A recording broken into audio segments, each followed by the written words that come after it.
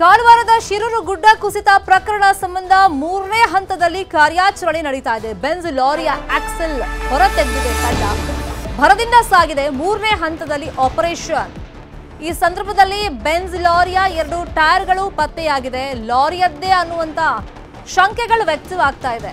Confirmation ಅನ್ನ ಮಾಡ್ಕೊಳ್ತಾರೆ. ಹಾಗಾಗಿ ಈ ನಿಟ್ಟಿನಲ್ಲಿ ಇವತ್ತು ಕೂಡ ಕಾರ್ಯಾಚರಣೆ ಮುಂದುವರಿತಾ ಇದೆ. ನಾಪತ್ತೆಯಾಗಿದ್ದ ಮೂವರಿಗೋಸ್ಕರ ಸ್ಥಳದಲ್ಲಿ ಹುಡುಕಾಟವನ್ನು ನಡೆಸಲಾಗ್ತಾ ಇದೆ. ಗಂಗಾವಳಿ ನದಿಯಲ್ಲಿ 2 ಟೈರ್ಗಳು ಪತ್ತೆಯಾಗಿರೋದ್ರಿಂದ ಒಂದು ಆಶಾಭಾವನೆ ಸಿಕ್ಕಂತಾಗಿದೆ.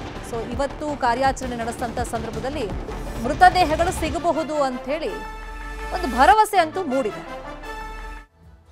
ದೃಶ್ಯದಲ್ಲಿ ಗಮನಿಸ್ತಾ ಇದ್ದೀವಿ, ಮೂರನೇ ಹಂತದಲ್ಲಿ ಕಾರ್ಯಾಚರಣೆ ನಡೀತಾ ಇದೆ. ಗಂಗಾವಳಿ ನದಿಯಲ್ಲಿ ಆಪರೇಷನ್ ಹೇಗಿದೆ, ನಮ್ಮ ಪ್ರತಿನಿಧಿ ದರ್ಶನ್ ನಾಯ್ಕ್ ಈ ಬಗ್ಗೆ ವಿವರಣೆಯನ್ನ ಕೊಟ್ಟಿದ್ದಾರೆ. ನೋಡೋಣ. ಶಿರೂರು ಗುಡ್ಡ ಕುಸಿದ ಘಟನೆ ನಡೆದು ಈಗಾಗಲೇ 2 ತಿಂಗಳ ಕಾಲ ಕಳೆದಿದೆ. ಅದೇ ರೀತಿ ಇವತ್ತು ಮೂರನೇ ಹಂತದ ಒಂದು ಕಾರ್ಯಾಚರಣೆ ನಡೀತಾ ಇದೆ. ಮೂರನೇ ಹಂತದ ಕಾರ್ಯಾಚರಣೆಯ ಮೂರನೇ ದಿನ ಇವತ್ತು ಕಾರ್ಯಾಚರಣೆ ಆರಂಭವಾಗಿರುವಂತದ್ದು. ಹೇಗಿದೆ ಈ ಕಾರ್ಯಾಚರಣೆ ಎನ್ನುವಂತ ಬಗ್ಗೆ ನಾವು ನಿಮಗೆ ಇಲ್ಲಿ ತೋರಿಸ್ತಾ ಹೋಗ್ತೀವಿ. ನಾವೀಗ ಉತ್ತರ ಕನ್ನಡ ಜಿಲ್ಲೆಯ ಅಂಕೋಲಾ ತಾಲೂಕಿನ ಶಿರೂರು ಗುಡ್ಡ ಕುಸಿದ ಘಟನೆಯ ಒಂದು ಜಾಗದಲ್ಲಿದ್ದೇವೆ.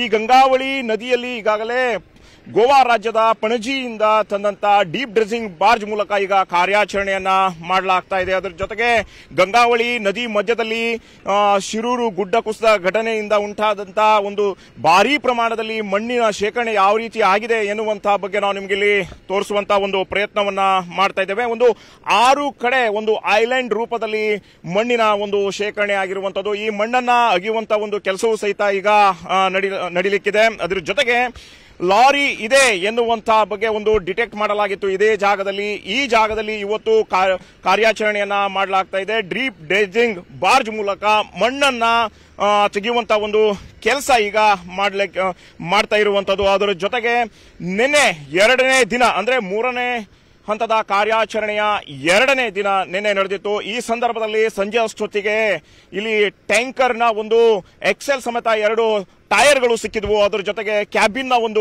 ಭಾಗ ಸಿಕ್ಕಿತ್ತು.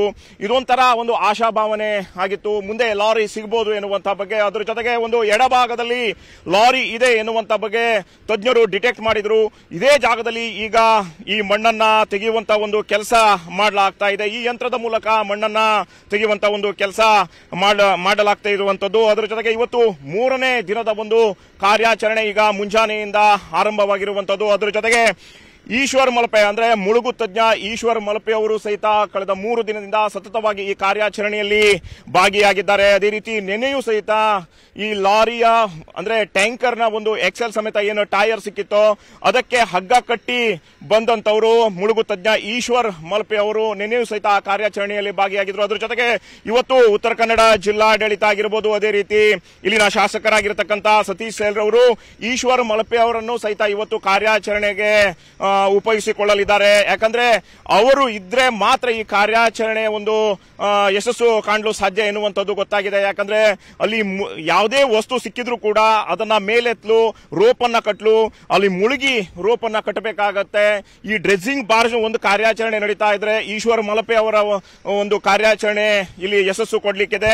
ಕ್ಯಾಮರಾ ಪರ್ಸನ್ ರವಿ ಜೊತೆ ದರ್ಶನ್ ನಾಯ್ಕ್, ನ್ಯೂಸ್ 18. ಕನ್ನಡಿಗರ ಮೆಚ್ಚಿನ ನಿಮ್ಮ ನ್ಯೂಸ್ 18 ಕನ್ನಡ ಈಗ ವಾಟ್ಸ್ಆಪ್ ನಲ್ಲಿಯೂ ಲಭ್ಯ. ಕರ್ನಾಟಕ ಮತ್ತು ದೇಶ ವಿದೇಶದ 360 ಡಿಗ್ರಿ ಸುದ್ದಿ ವಿವರವನ್ನ ನೀವು ನಿಮ್ಮ ಕೈ ಬೆರಳುಗಳಲ್ಲಿಯೇ ಪಡೆಯೋದಿಕ್ಕೆ ಈ QR ಕೋಡ್ ಅನ್ನ ಸ್ಕ್ಯಾನ್ ಮಾಡಿ. ನಮ್ಮ ಚಾನೆಲ್ ಅನ್ನ ಫಾಲೋ ಮಾಡಿ, ನೋಟಿಫಿಕೇಶನ್ ಆನ್ ಮಾಡಿ.